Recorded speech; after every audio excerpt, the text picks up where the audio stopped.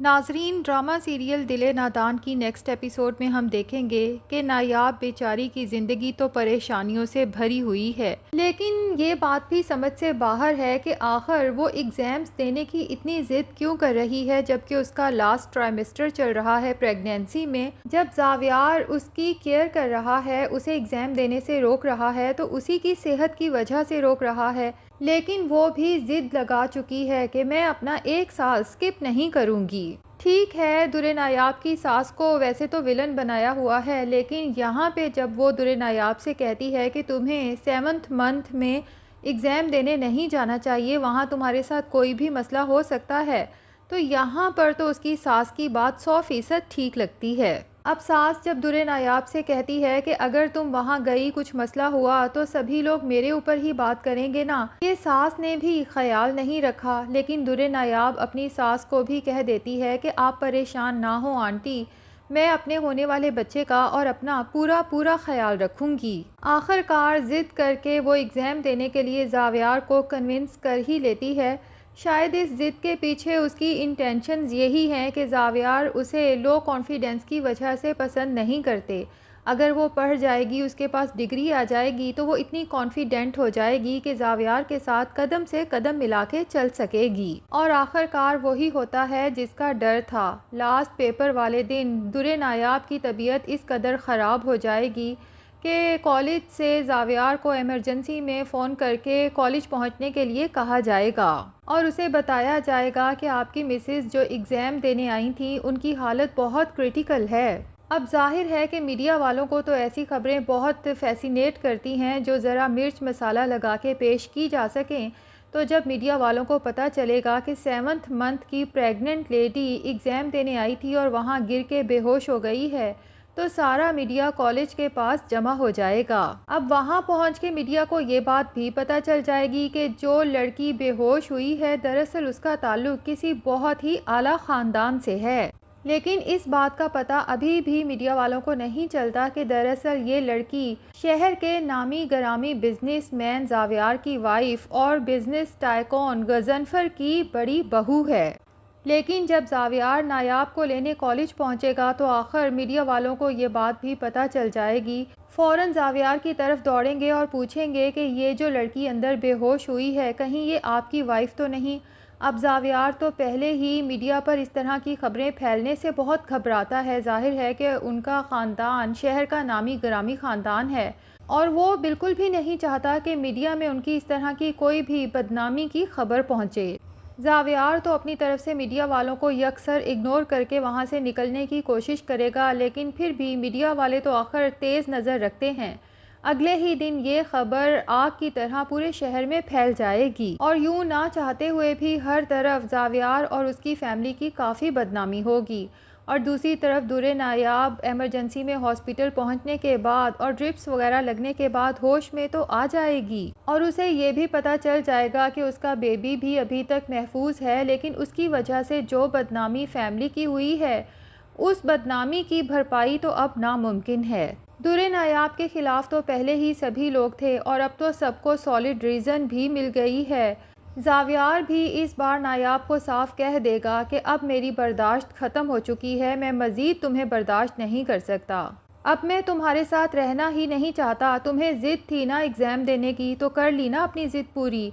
बहरहाल अब मैंने तुम्हें छोड़ने का फ़ैसला कर लिया है। और अपने पेरेंट्स को भी साफ कह देगा कि आप लोग डाइवोर्स पेपर्स तैयार करवाएं, क्योंकि मैं अब इस लड़की के साथ मज़ीद रहना नहीं चाहता। अब सभी लोग इसी टॉपिक पे डिस्कशन कर रहे होते हैं। तानिया तो बहुत ही ज़्यादा एक्साइटेड होती है कि इतने में जुनैद भी वहाँ पहुँच जाता है। जब वो पूछता है कि क्या हुआ, तो तानिया ही जुनैद को बताती है कि तुम्हारी लाडली भाभी ने हर जगह पूरी फैमिली को बदनाम करके रख दिया है। सब जानने वालों की कॉल्स आ रही हैं और सभी का एक ही सवाल है कि आखिर आपने अपनी बहू को 7th मंथ में एग्ज़ाम देने क्यों भेजा? आखिर ऐसी कौन सी मजबूरी थी? हालांकि यहाँ पर तो एक एक ने नायाब को मना किया था कि इस हालत में एग्ज़ाम देने ना जाए, कोई फ़र्क नहीं पड़ता, अगर एक साल स्किप हो जाता है वो नेक्स्ट ईयर एग्ज़ाम दे सकती है। जुनैद तानिया से कहता है कि मैंने तुमसे नहीं पूछा, इसलिए तुम्हें जवाब देने की ज़रूरत नहीं है। तो जावियार भी जुनैद से कहता है कि ये मामला तुम्हारा नहीं है,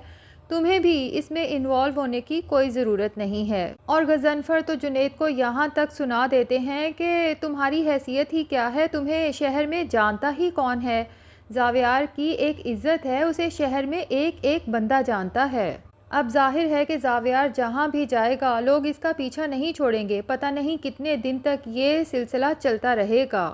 और फिर गज़नफ़र ज़ावियार से कहता है कि तुम्हें मीडिया वालों को वहीं रोक देना चाहिए था। लेकिन ज़ावियार कहता है कि मैं किस किस को रोकता, एक एक के हाथ में तो कैमरा था। जब तक मैं सोर्सेज के बारे में सोचता रहा कि इस खबर को रुकवाया जा सके, तब तक तो ये खबर फैल भी चुकी थी। अब अगले दिन तानिया दुर्रे नायाब से कहती है कि फिर कर लिए तुमने अपने गोल्स अचीव। तो दुर्रे नायाब को तो अब पता नहीं कि तानिया उस पर तंज के तीर बरसा रही है। उसे बहुत ही मासूम अंदाज में जवाब देते हुए कहती है कि हाँ, काफ़ी हद तक तो गोल्स अचीव हो गए हैं, लेकिन अभी काफ़ी बाकी हैं। बहरहाल इस सब में आपने भी मेरी बहुत मदद की है, आपका बहुत शुक्रिया। अब बीए तो हो जाएगा, इसके बाद मास्टर्स भी करूँगी, जिस पे तानिया कहती है कि वैसे तुमने अपने हस्बैंड को हासिल करने के लिए काफ़ी मेहनत की है। तो दुर्रे नायाब कहती है कि इस सब के लिए तो मैं आपकी भी बहुत शुक्रगुजार हूँ। मैंने तो मेहनत की ही है, लेकिन इस सब में आपने मेरा बहुत साथ दिया है और मैंने आपसे बहुत कुछ सीखा भी है।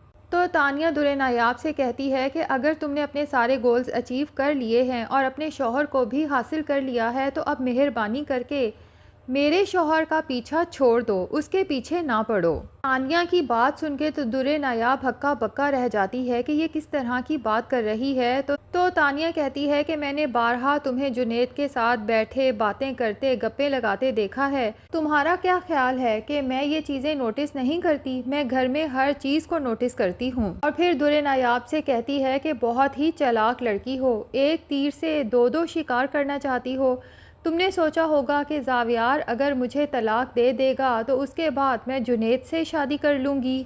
दुर्रे नायाब के पांव तले से तो तानिया की ये बातें सुन के जैसे ज़मीन ही सिरक जाती है, क्योंकि उसने तो हमेशा से जुनैद को अपने छोटे भाइयों की तरह समझा है।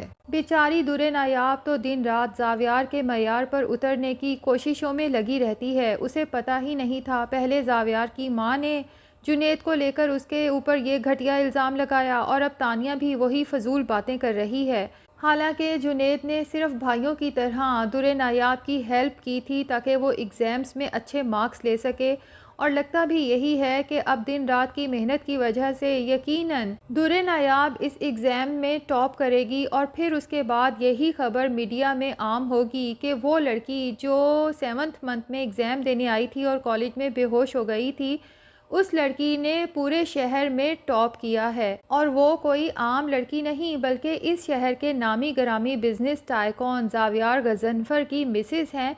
जिसके बाद जाहिर है कि हर तरफ ज़ावियार की वाह वाह होगी इस दुर्रे नायाब की वजह से। और उसके बाद ज़ावियार को भी एहसास होगा कि दुर्रे नायाब की वजह से आज उसकी इज़्ज़त में किस कदर इजाफ़ा हुआ है। तो नाजरीन, हो सकता है कि ज़ावियार जो दुर्रे नायाब को तलाक देने का अटल फ़ैसला कर चुका है, अपने फ़ैसले को रिकंसीडर करे। लेकिन आजकल ड्रामास में ये ट्रेंड भी बहुत दिखाया गया है कि एक भाई अपनी वाइफ को छोड़ता है तो उसे दूसरा भाई अपना लेता है, और उसके बाद दिखाया जाता है कि छोड़ने वाला भाई आगे अपनी लाइफ में अपने फ़ैसले पर पछता रहा है, जबकि जिस भाई ने उसी की बीवी को अपनाया था वो दोनों अपनी लाइफ में बहुत खुश हैं। अगरचे ये ट्रेंड बहुत अच्छा तो नहीं है, लेकिन हो सकता है कि ड्रामे की स्टोरी इस तरफ चली जाए। नाजरीन, आपका क्या ख्याल है कि दुर्रे नायाब हमेशा ज़ावियार की ही वाइफ रहेगी, या ज़ावियार उसे डाइवोर्स देगा और दुर्रे नायाब की शादी जुनैद के साथ हो जाएगी? कमेंट सेक्शन में अपनी राय का इजहार ज़रूर करें। अगर चैनल पे नए हैं तो प्लीज़ चैनल को भी सब्सक्राइब कर लें।